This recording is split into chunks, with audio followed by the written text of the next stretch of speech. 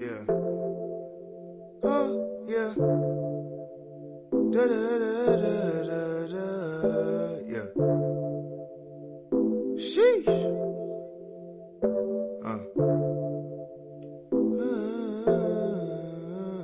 Watch us how we move like this. Watch us how we move. Oh, yeah. Da da da da da da da. Watch us how we move like this. Watch us how we move. Oh, yeah. Da da da da da da da. Watch us how we move like this. Watch us how we move. Oh, yeah. Da da da da da da da. Watch us how we move like this. Watch us how we move. Oh, yeah. Da da da da da da da. We gon' move like this, like this, like this. Yeah, we gon' move like this, like this. Oh, yeah. Da da da da da da. We gon' move like this, like this, like this. Yeah, we gon' move like this, like this. Oh, yeah. Da da da da da da. Watch us how we move like this. Watch us how we move. Oh, yeah. Da da da da da da. Watch us how we move like this. Watch us how we move. Oh, yeah. Da da da da da da. Watch us how we move like this. Watch us how we move. Oh, yeah. Da da da da da da. Watch us how we move like this. Watch us how we move. Oh, yeah. Da da da da da da. We gon' move like this, like this, like this. Yeah, we gon' move like this, like this. Oh, yeah. Da da da da da da. We gon' move like this, like this, like this. Yeah, we gon' move like this, like this. Oh, yeah. Da da da da da da. Huh.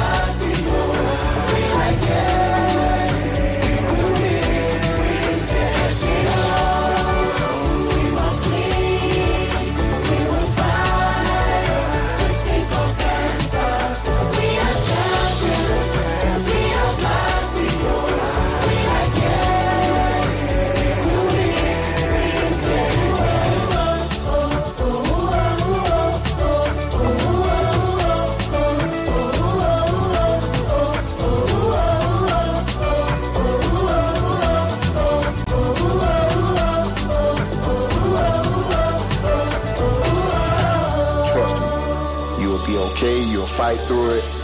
I am fine. I'm 45 now. I feel great. I can go to the gym and work out with the big dogs. Trust me, I can. And that's after me having prostate and really lost everything. I have no strength or none of that. But I work myself back up where I'm at. I feel great. It can happen, guys. Trust me on this.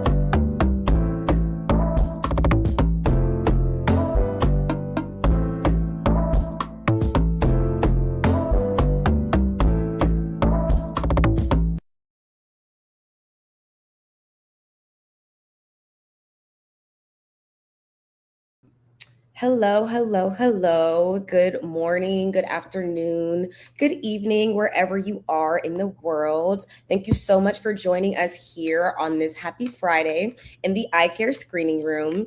Now, today we are going to step into two powerful series here with the iCCaRE Consortium. One is CAPCAS and the other is the iCCaRE Insider. Now, this episode that we will be premiering today for CAPCAS, we're going to step into a very powerful and a very honest conversation, and also a conversation that doesn't always get the attention that it does deserve. In this episode of CAPCAS, we will bring together voices from spiritual leadership, medical expertise, as well as lived experiences to have real life conversations that do matter and that can actually make a difference. And now, as you watch this episode of Capcast, I would love to encourage you to not only reflect on what's only being said, but also reflect on how it connects and resonates to you, your family, your community, and your loved ones. And also, a little bit at the end of today's iCCaRE screening, I would love to have a discussion in the comments in regards to this episode of Capcast. So, without any further ado, we're going to get this started.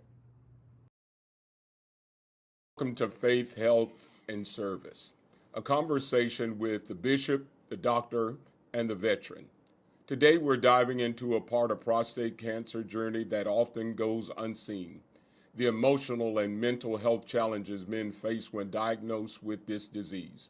We'll explore why vulnerabilities is sometimes hidden behind strength and how the stigma impacts healing and what it really means to support each other through fear, grief, and hope, with insight from spiritual care, medical expertise, and lived experience. We're here to break the silence and start the conversations that matter. Why do men often suppress or deny the emotional toll of a cancer diagnosis? Would you like to start? Well, go ahead. I think that speaks to that macho character that men have, keeping everything close to the vest, close to the chest, and really not having a communication outlet with significant others, with family members, and especially friends. When you talk about the ages that tend to come in contact with this disease, and that sort of isolates them to deal with that diagnosis on their own. It's a choice that they make, and by habit, by living circumstances, they end up being alone at a critical time when no one should really be alone.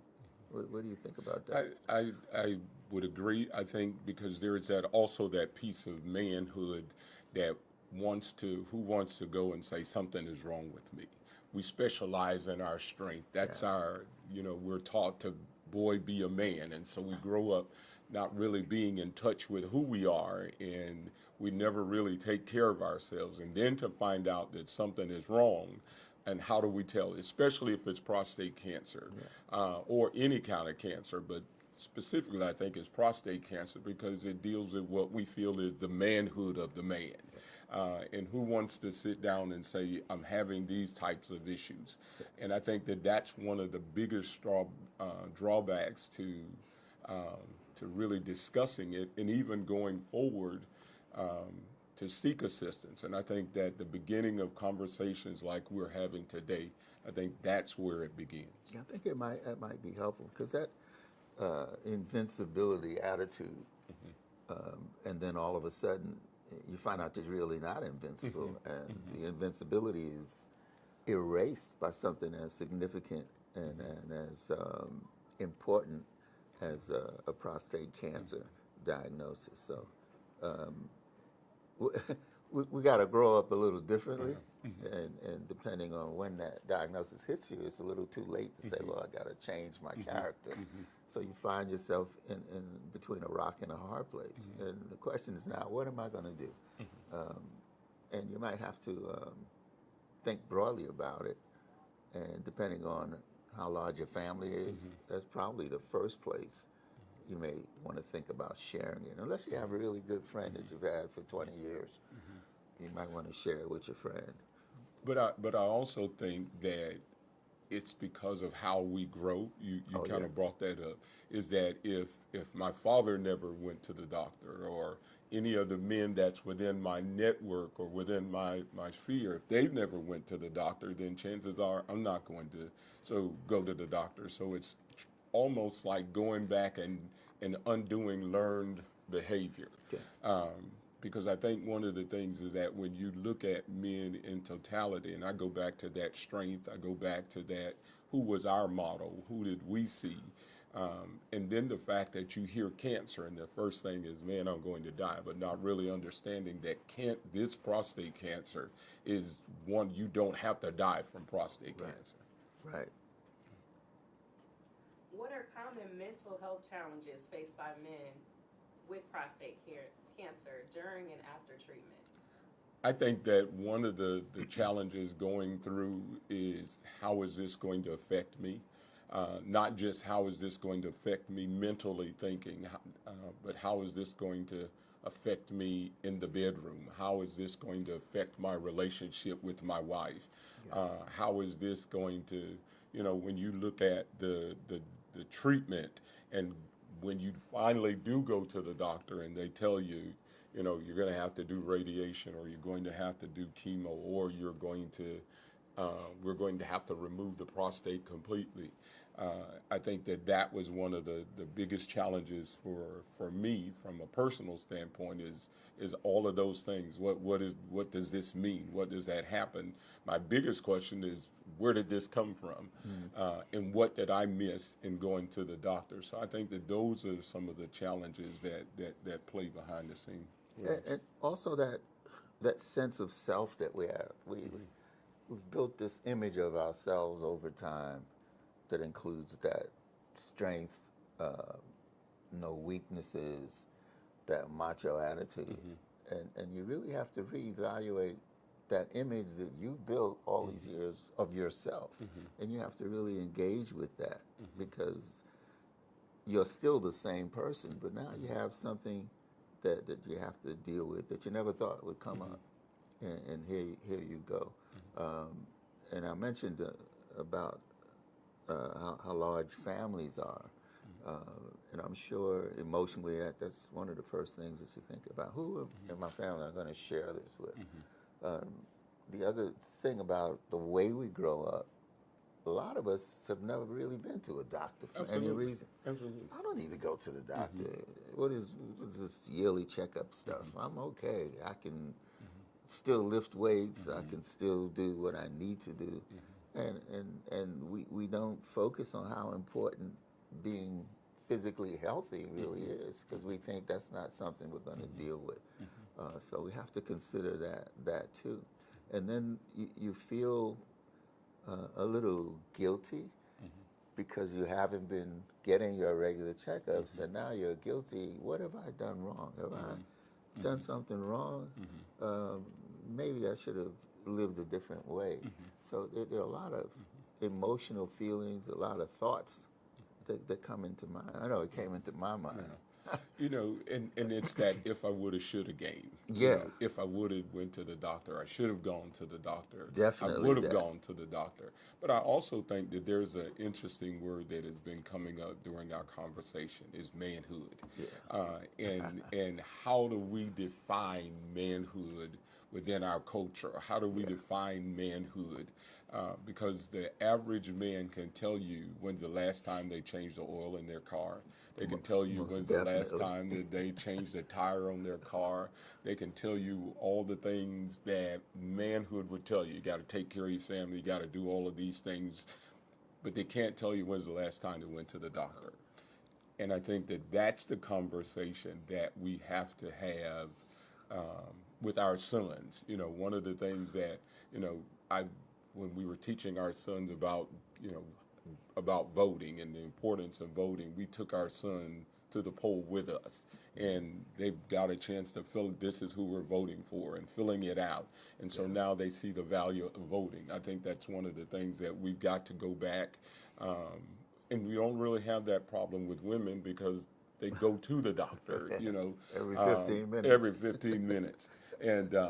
And so the thing is that we watch them go out to the doctor, but it's the thing that I think it's the fear that we have that when we do go to the doctor, that the guy, when the doctor walks in and said, "Oh, I got one more exam," and he turns around and he comes back with this plastic glove, and now all of a sudden man, we're not doing that.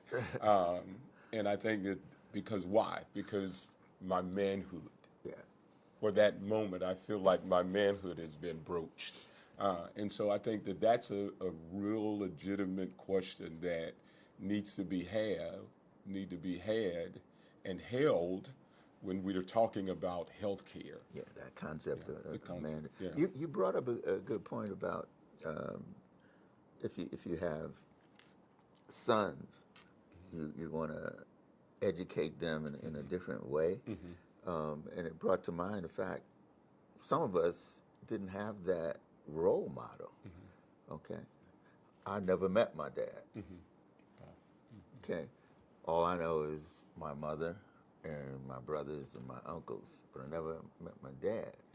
And that poses a little mental block too when we think about the passage of the way this disease comes down from one to the other. Some of us may not have anybody to go to. Some of us may not have a reliable factor in the house that taught you direct. You know, so that's another concept that I'm sure some men out there might have to deal with. That disconnect between where did I get the manhood input from, because I never had a father in the house. Fortunately for many of us, there's a substitute role model many times, an uncle, cousin, a coach even, that can establish that relationship with you and help you figure out what your manhood profile is going to be. So I just wanted to mention that. So I have a question for you. So as a physician, I know that you've, in your education, that you have heard of prostate cancer. But I think that one of the questions that I had to go back in this process is that when did I first hear about prostate? Was it really the first time that I had my exam or my diagnosis? And then I started to look back because my uncle had prostate cancer. My father died. So it was my uncles. They all had prostate cancer, but none of them ever said a word. And so you have this family history that nobody talks about. And then one of the things is that when we look at our going back, we don't really do a good job of documenting our life. And so someone passes on only to find out that, oh yeah, they, and so I think that educating ourselves is going to be important. Going to the doctor, not necessarily educating ourselves in the sense that, well, I'll look up and I get my information and that's but also being willing to go out and sit down with these agencies that, seeing your doctor is the way to get this. And hopefully we can instill that in our offspring. Because like I mentioned, I had no father figure there, but as far as this disease is concerned, I had brothers who had succumbed. I had uncles who had succumbed.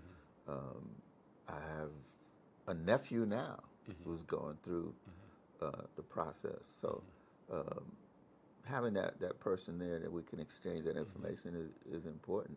And you mentioned being trained about where the prostate is and knowing that.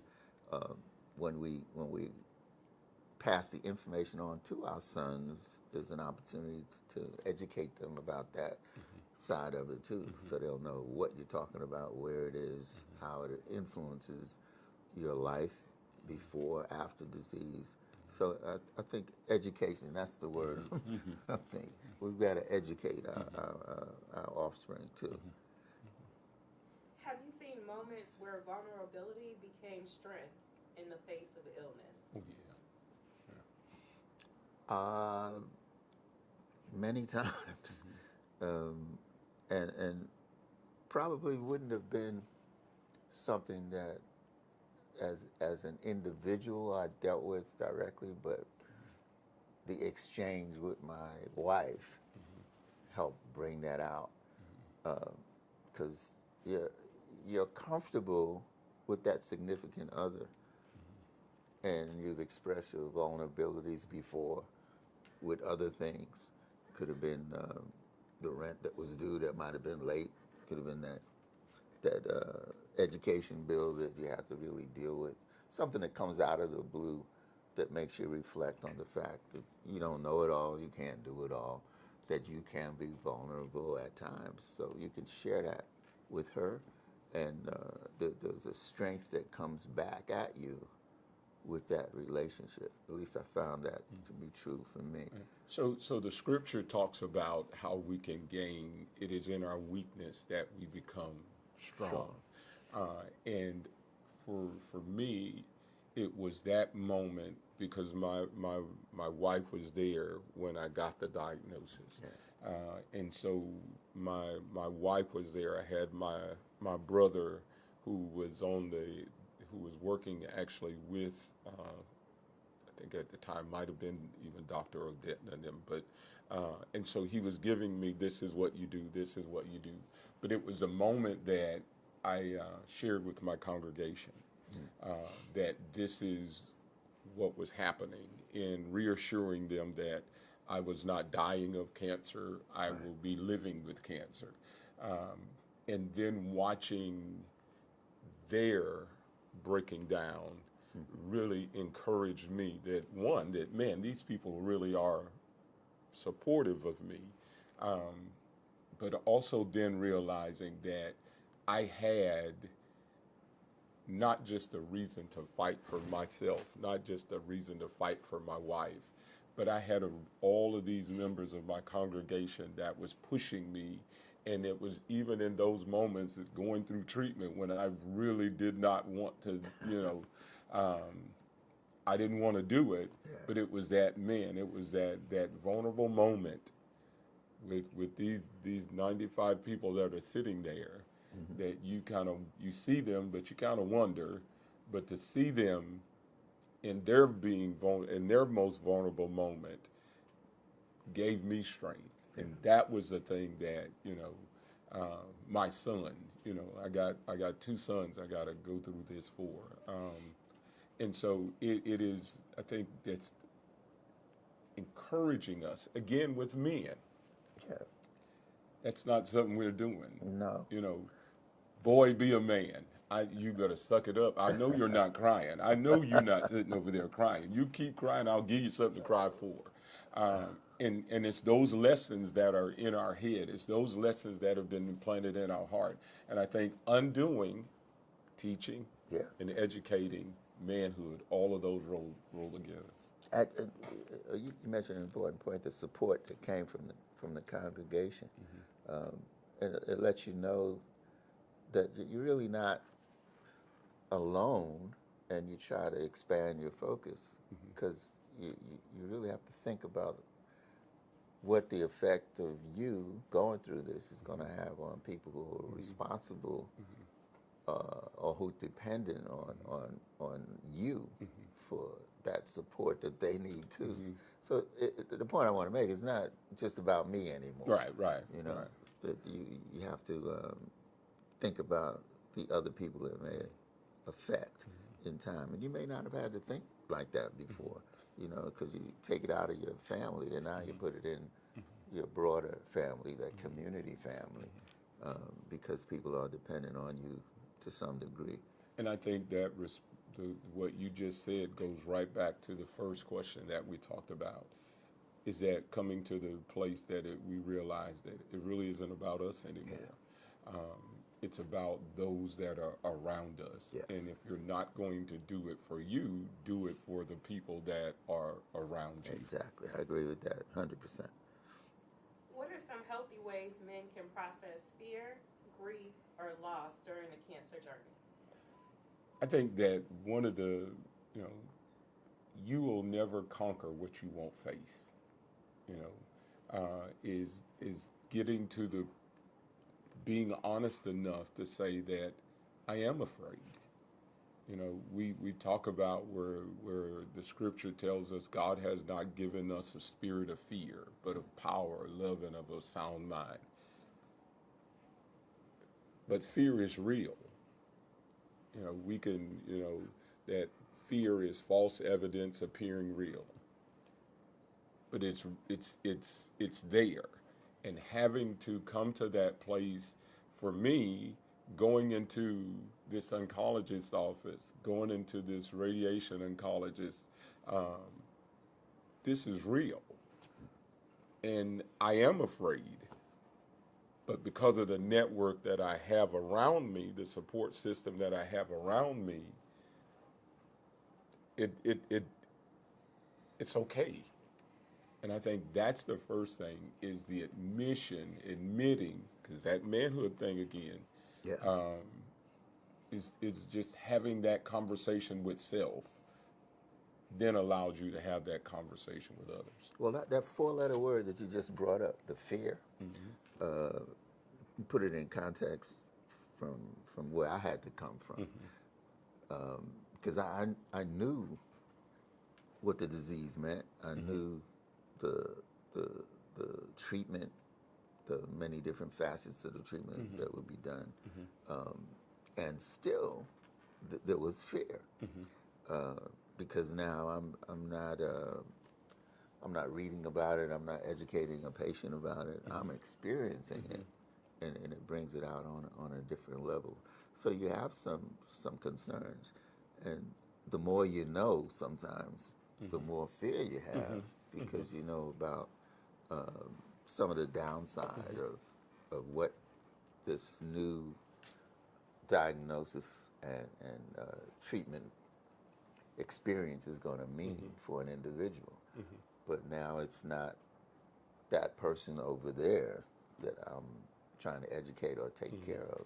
It's bouncing back now on me. I am in that seat. And the fear comes up for those of us who are educated about the problem too. So I just wanted to bring that out. This brings me. I have a question. So what is it like for the doctor to become the patient? And how hard is that to make that adjustment from now the doctor being the patient and listening at the doctor? It wasn't really hard to do, but it made you think about how you've dealt with patients in your practice or in your experience. And I've always been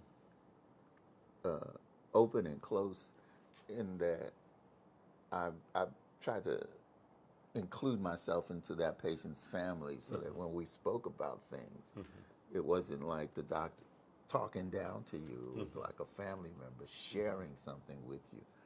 So I think a lot depends on the background of that doctor, and how he has dealt with receiving information or bad news, and how he helped to educate people in the practice. So for me, it wasn't difficult. You know, it was just a shift in my mental processing, to think about it in a way that perhaps patients never thought about it. I knew about radiation, I knew about surgery, I knew about the medications like chemotherapy, knew what it could do, knew what some of the negative consequences of being under that could do. So my frame of mind was a little different than I'm sure the patient would be. So the switch to the patient chair really wasn't that difficult because I knew what to anticipate. However, that fear factor of the unknown was still there, and that was probably the same that the patient had to share. What's one way to start a conversation with a man who seems emotionally checked out after a diagnosis? Oh, the many different ways you can approach that. Because my specialty dealt with the spouses of men, I didn't have to face that question directly, but the thought comes in when I bring that male in to share something about my patient. So you had to know how to approach that. Some things you had to be careful what you said, because you got a patient with different confidentiality aspect than her spouse. So you had to be sure about that relationship and what you could say. So it makes you think about different ways that you can approach the subject. And I think from now, my relationship with men, as I talk about this disease, trying to educate about this disease, you find about how open they are to receiving information from you. So can I be direct with this person? Do I have to go around the corner and try to bring up the subject? How much does the person know about the subject? Do I have to educate first? Do I have to talk about how significant the disease is in the way it's going to change your life? So it makes you think about different ways of bringing that up. And then, how about you? I would tend to agree with all that you have said. I think approach is absolutely key, and I think that as we the approach is key, but also finding those direct avenues that we can communicate the need. I think that's important. And last question, what's the best advice that you can give to someone about their mental health if they're dealing with prostate cancer right now? The best advice that I could give is talk to someone. The best advice that I could give is do not isolate yourself. Do not feel like you're the only one. Talk to somebody. And I have to agree with that. That was one of the first things we brought up, being able to share this new experience with somebody, family member, friend, significant other. You can't go it alone, and I think that would probably be the best advice I would give too.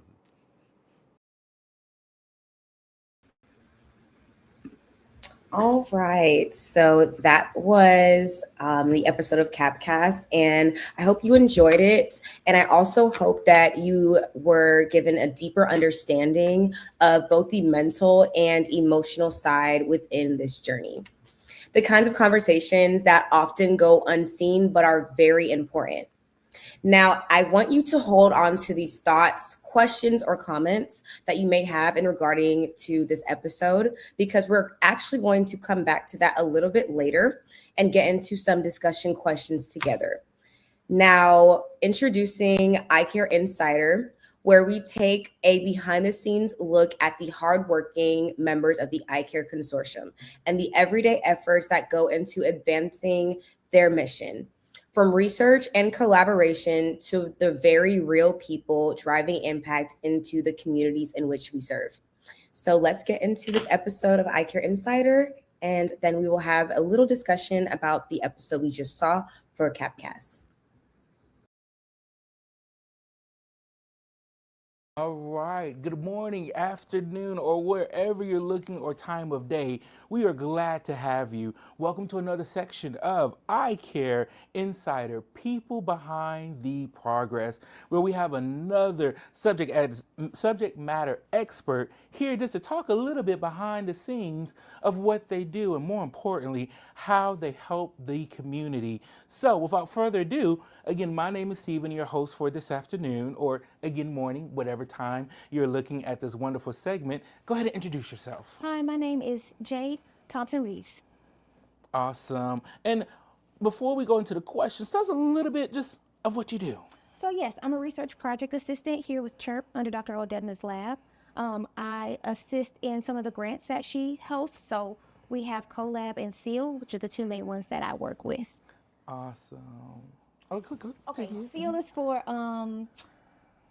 health and food insecurities in the community. So we provide them with the resources, and CoLab is specifically focused on prostate cancer for Black men. Awesome. So she said a lot of good information, sometimes terms that we don't know, but it's okay because we're going to deep dive into those things a little bit more. But let's first start off. We're going to have different segments. Part one is going to be talking about the personal or professional history, and then we go behind the scenes impact, and then last, teamwork, culture, and looking ahead. So a couple questions I'm going to ask you first when it comes to your professional and personal journey. What led you to work with the iCCaRE Center Cancer Healthcare Center? So I was really looking for something that would help me grow as a professional. And I have never worked in research before. I have my master's in healthcare admin, so I was really looking for a new avenue. I'm also really interested in community work. And when I found out about Dr. Odedna's lab, I realized that it was a great place for me to start. What does community and health mean to you? Because you said those key words earlier. What does that mean for you professionally and also personally?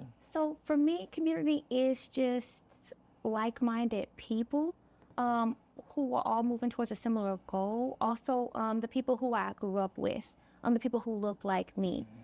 So that is what it means to me in my personal life and also in my professional life. I think that having people with similar views or who are moving in a similar direction as me is imperative to growth. And I'm glad you said that because in our community, the Black and African American community, we have seen the disadvantage, we have seen the lack of health care, and people who look like us that can help build that trust on health elements that we may be facing, like for instance, prostate cancer with African American and Black men.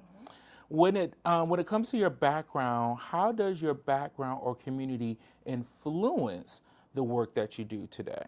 So like I said, I have my master's in healthcare admin. I got it in South Georgia, Georgia Southern to be specific. All right. And when I was there, I didn't really see a lot of the community work for us. So I really wanted to do something that was in that vein. And what was the second part of that question? Well, you kind of already answered, like the second part was how does the community or your background influence the work that you do? I guess you brought up a good point. You said, hey, at the beginning, especially in college, I didn't see that work for us. So how did you advocate for, especially in the college realm, getting your studies? I can only imagine work and studying and everything. How did you have time to advocate for the community during that time frame? I had to do an internship in a very small town called Swainsboro, Georgia. And nobody was really talking about healthcare really for anybody who looked like me. So while I was only an intern in that time, I definitely advocated to push the care out to further than just the communities that they were reaching out to. Okay. Did you have any type of events or did you do anything in particular, or was it just word of mouth of just, having community meetings, or just, hey, any person I talked to or fellowship with, hey, I told them the importance of their health? It was more so fellowship and word of mouth. I was lucky enough to be working with the CEO of the hospital, the very small hospital at the time. So I definitely would often bring up in the meetings that I was allowed to be in how I wasn't really seeing our representation. Awesome. Another question I would ask is, we don't always just want to have a job. We want to have a career, and it sounds like you are making that progress for a career. Where was the moment that you realized that this is more than just a job for me? Really, it's when I started working in the community. One of my first assignments was the digital literacy program. And what that was is we were teaching older folks in the community how to use iPads and how to stay safe, avoid fraud, and stuff like that. And when we were sitting there helping them, you can actually see them catching on and learning and being more comfortable, and seeing that progress made me feel really good. Awesome. It's one of the things of knowledge. Knowledge is power and so valuable, and knowledge is something that nobody can take from you. How could you describe your role in one word, and what would it be and why? One word.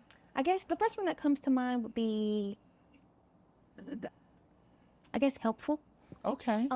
I assist a lot with the small things. So like making the flyers or making sure that we have all of the things that we need for our community events. So I guess that would be the word that describes my role. Okay. Now, I think of the word of when you say that helpful servant. It's one of those things where we are serving and educating others. I love it. I love it. Wonderful, wonderful.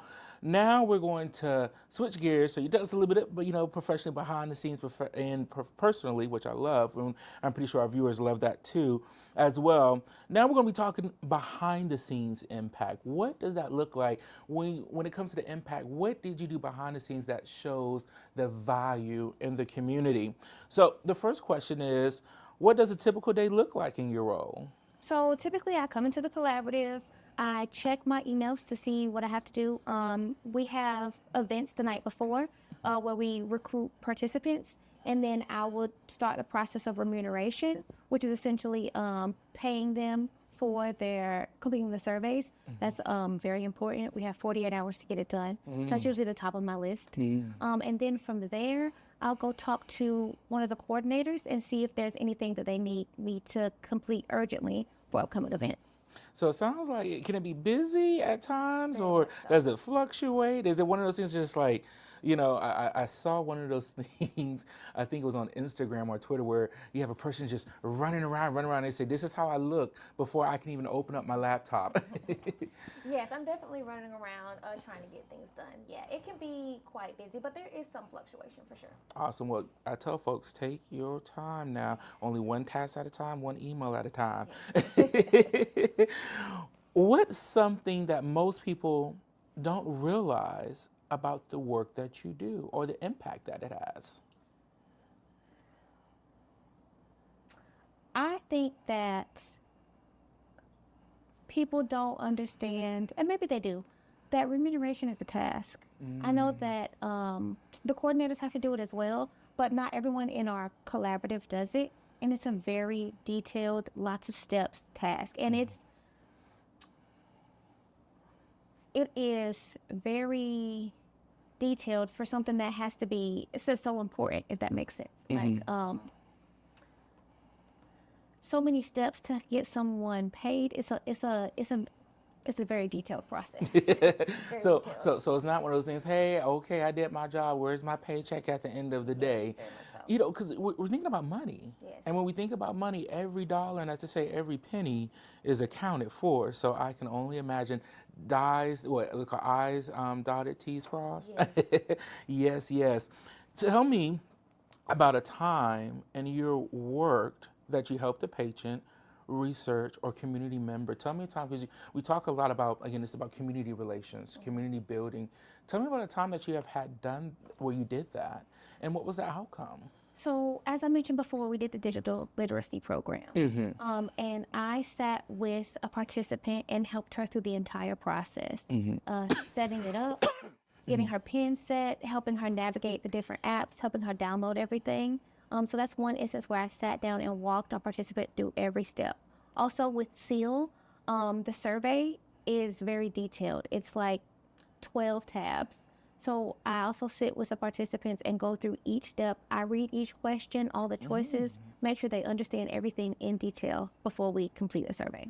So it's one of the things that you're very thorough in making sure that, number one, the community understands. Because the last thing that we want in the community, we hear it all the time, that we are, especially, again, we're talking about our race, our demographic, we're misinformed, or we're quick to sign up for something, especially when money is involved, and we do not know what it is.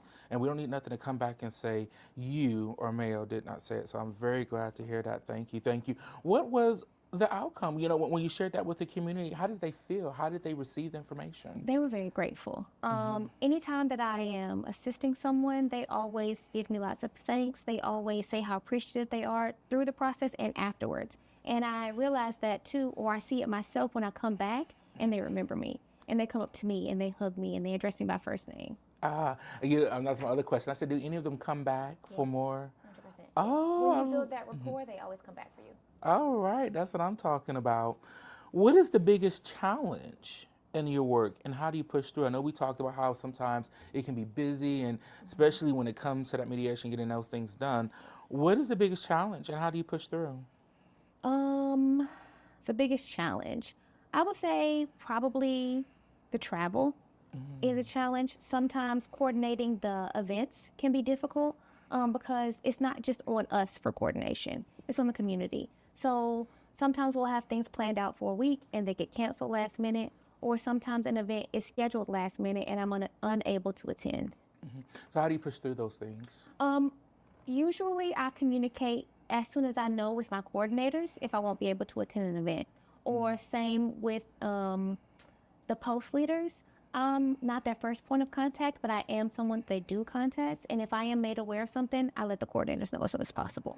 Awesome. So communication Yes. is the key. And also sometimes early communication. You know, it's one of those things when we're working with people, a team is no I in team. So we have to learn how to work together. We have to learn how to also, when it comes to the limitations, because in certain communities they may have, you know, your AV, they may have everything you need, they may have the space, square footage, and then in certain areas you're like, hey, you know, we may have to do this outside or under a tent because of the location. So that is very important. Thank you for sharing that. And then under the last question, on the behind the scenes, how do you stay motivated? How do you say, okay, I'm ready, fresh new day, a new event? How do you stay motivated during this busy time? Really, it's a combination of my coworkers and the participants. I've made some really good connections with some of my coworkers, and they are what get me through the day. Yeah. Also for the events, going to see those returning participants and also the commanders, they also build good rapport. So when you have a good rapport, they are over the moon for you. They make sure they go out of their way to make sure you feel accommodated at the event, and those things are very endearing. Yeah, it's one of the things, you gotta love where you work to a certain extent. You know, there's no such thing as a perfect job. I don't care if you're your CEO, whatever you want to call it, but you know, we gotta have some type of enjoyment, some type of fulfillment. I love that. I love that. Now we're going to be talking about teamwork, you know, which led right into that question of teamwork and culture. What is one thing that you love about being part of the iCCaRE team? I like the connections that I've made. I've made some really good connections, some really good networking, and I think that's one of the most valuable things I could have gotten from this group. I'm also learning a lot about research, but I think it's more so about the people you work with, because you can't do good work without good people. Awesome. Tell me about connections, because you know when we're thinking about working, it's not about, okay, what do I get out of it, but what do we get out from each other? You know, and connections are so important. You know, those things, connections can lead to other opportunities, promotion, growth. sure. It can lead into, you know, things or research that you never thought of before. Talk to me a little about these connections and how does it got you to the next level? Now you don't have to say no names, because you know sometimes, you know, you want to say, hey, I heard you did this for me, but talk a little about those connections. So I have expressed interest in going to doctorate school and specific interest in those, and I have made it known to the collaborative. People have talked about helping me make those connections. There's also a lot of being introduced to new people at our company, so that's also good networking. All right, PhD, watch out now. Okay, you hear that, y'all? PhD, I need to look out for her. I'm telling you. How do you and your team support each other through the highs and lows?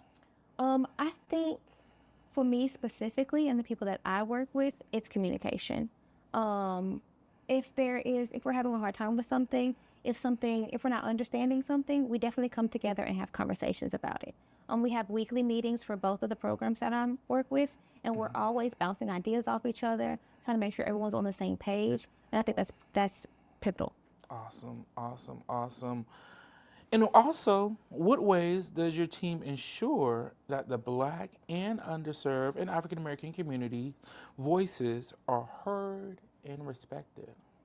I have seen this a lot through my coordinators.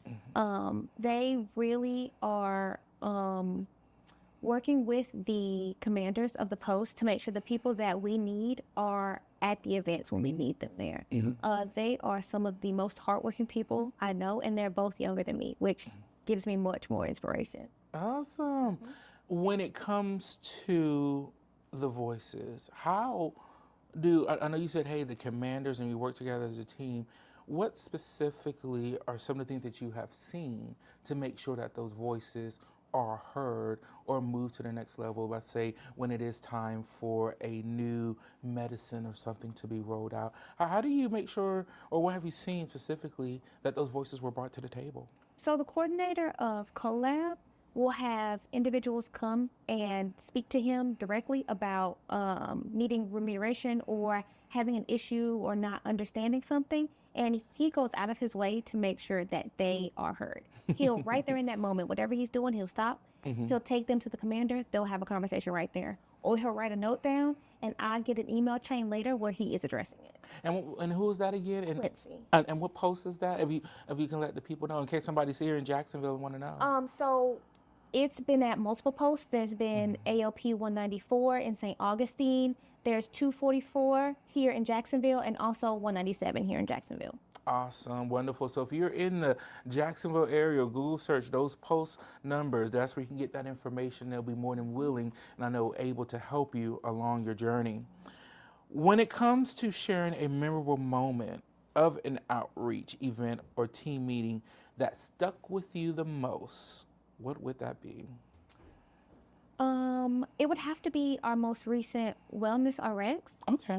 We gave the participants food as a part of the program, and they were so grateful for it. I think seeing that reaction was one of my favorites. The real-time reaction of receiving something that they can use there in that moment was great.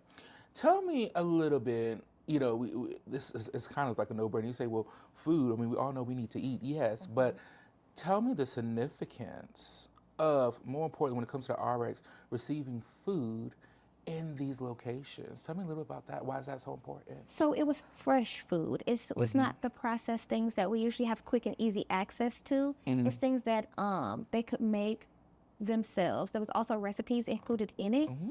So having the options and being exposed to new things was really nice to see. Also, is there grocery stores? I mean, in these areas, are these considered food deserts? And that's another reason why providing this service is important. Or, like you said, fresh, is it sometimes a lack of fresh produce and things? Yes, definitely a lack of fresh produce. And I also think it's a bit of lack of knowledge, as we talked about before, where to get these things, easy access to fresh fruits and vegetables. So yes. So tell me then, how do you overcome? Because you know, we don't like to eat our veggies at times. I mean, it's not just kids. Sometimes you be like, I never saw this. This looks weird. This looks foreign. How do you, and that goes back to, again, the voices. How do you, you know, when they say, hey, I don't know what this is. I don't know how to cook this. How do you, you know, make sure that voice is heard and also help and educate them on the new ways? So there were recipes included in the boxes, but also doing our own research, letting the people know how we ourselves would use it was also very helpful. Yes, because sometimes what we see in certain recipes, we're like, okay, now where's our seasonal? You know how we get our accent and things. So hey, nothing wrong with doctoring up. We just don't do regular oodles and noodles or Roman, right? No. You got to put some place. Let me stop because I'm about to make this a food show now. Now, as we are getting ready to close, and again, we hope that you have enjoyed this time of behind the scenes, people in progress. As we close and as we're looking ahead, what impact do you hope your work will have within the next 5 years, 2 years, 10 years? What do you see for your work? I'm really looking to build a foundation to grow professionally. And I have already seen the benefits of that being here in Chirp. I definitely feel more confident in my public speaking to people. I definitely feel more able to say what I mean and mean what I say. And I definitely have felt like my words and the things that I say, how they impact people, and how when I return to these American Legion posts, they're remembering me and they're saying how my words have positively affected them. All right, look at you being that light in the community. I love it. I love it. If you could create a new program or project for Chirp or iCCaRE, as you say, what would it be and why? I'm going to be very transparent here. This is what it's about. We want transparency. We want realness. I am a queer person. Okay. So I would really love if iCCaRE and the prostate cancer would move over to queer people. Yes. And I would like to spearhead that. Yes. That would be something that I would be very interested in. I love that because, we are all people. When it comes to sickness, when it comes to health, when it comes to, it's not because, okay, you identify as this or identify that, it comes to you. It does not. No. And we got to make sure when it comes to health and help and resources that it helps all, no matter what. Very much so. I love it. Yes, yes, yes. Again, I thank you. Again, tell people who you are, how they can follow you, and where you are at so they can get that light and that resources. Go ahead. My name is Jade Thompson Reeves. I do have social media, but I'm not really on it like that. So if you want to find me, you can just follow Dr. Odedna. I'm on LinkedIn. I think it's under Ebony Thompson Reeves, and that's where you can find me. And Ebony, spell Ebony because so many different ways of spelling Ebony. It's Ebony. Okay, not the I at the end. Not the Y. Awesome. Again, we are so glad that you have joined us. Again, no matter what time or day that you're looking at this, good morning, good afternoon, or good night. We hope to see you again on iCCaRE Insider, People Behind the Progress. We look forward to seeing you again, and have a great day. All right, so that was another fabulous episode of iCCaRE Insider, where we got to learn a little bit more about some of the people that are working here with the iCCaRE Consortium and keep the wheels turning.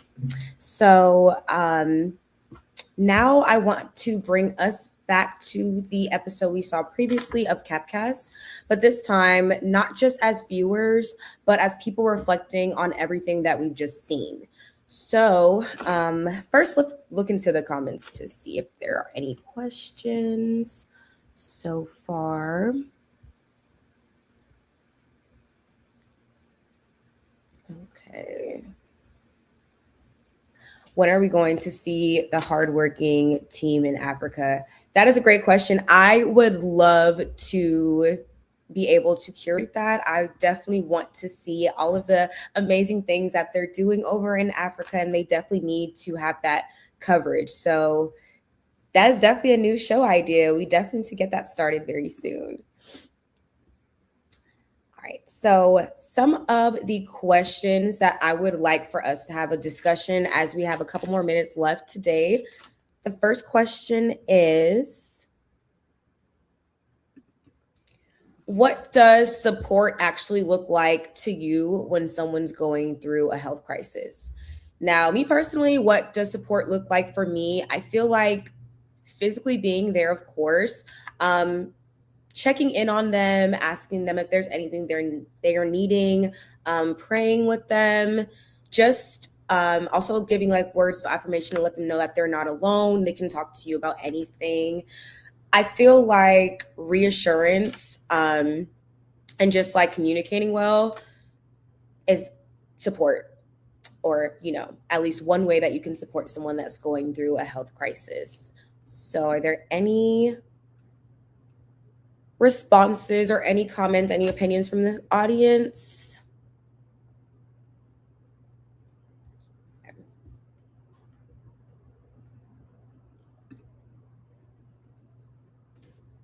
Let's see.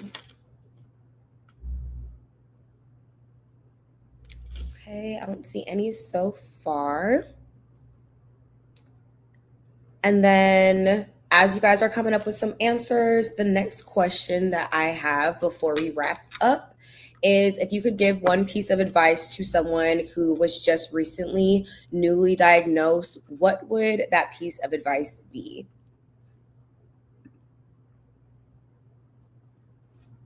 So for that first question, what does support actually look like to you when someone is going through a health crisis? We have one comment that says, being there regardless of what is going on. I think that is amazing. I totally agree. Being there for them through the stressful times, through the sad times, the angry, times, the frustrating times, just like letting them know that you're there for them regardless and being a listening ear. Also think that's really good. I'm just going to give a couple more moments if anybody wants to tackle this question. If you could give one piece of advice to someone who's newly diagnosed, what would it be? trying to think of what advice I would give. Okay, so advice: connect with a survivor that lived inexperience is much needed. That's really good advice. That's really good advice, especially because as someone who hasn't gone through that yourself, you know, you can only say so much for them to be like, well, you're not going through that either. I do think connecting with a survivor who's gone through the same emotions, the same, you know, journey, or not even the same, but similar journeys as you health wise, I think that would be really good. So that way you have somebody that you can lean on, and you have somebody that you can, you know, ask questions and maybe feel a little bit more comfortable with connecting with. So that's a really good one. Oh, okay. Also tap into spirituality wherever your religion is. I also would agree with that heavily. I do feel like that does give a sense of relief. Just me personally, when I am stressed out or I'm worried about something, tapping into your spirituality, praying definitely can help. Just help ease your mind. So I think that's really good advice as well. All right. So it looks like we do not have any additional comments or answers. So I want to thank everybody so much for joining us in the iCCaRE screening room. Have a very happy Friday, and I hope that you all have a blessed weekend. We will see you next time in the iCCaRE room. Bye.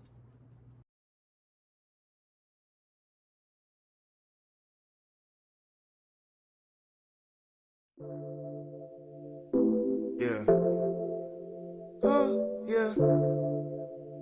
Da da da da da da. Yeah. Sheesh.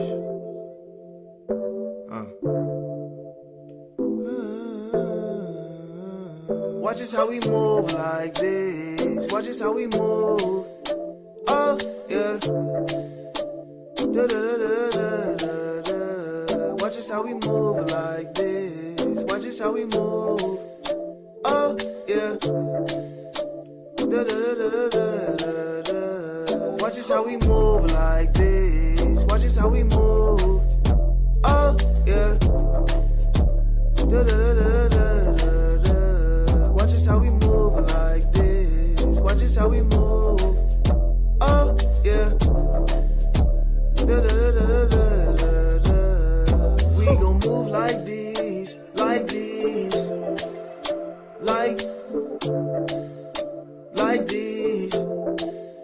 Yeah, we gon' move like this, like this. Oh, yeah. Da da da da da da. We gon' move like this, like this, like this. Yeah, we gon' move like this, like this. Oh, yeah. Da da da da da da. Watch us how we move like this. Watch us how we move. Oh, yeah. Da da da da da da. Watch us how we move like this. Watch us how we move. Oh, yeah. Da da da da da da. Watch us how we move like this. Watch us how we move.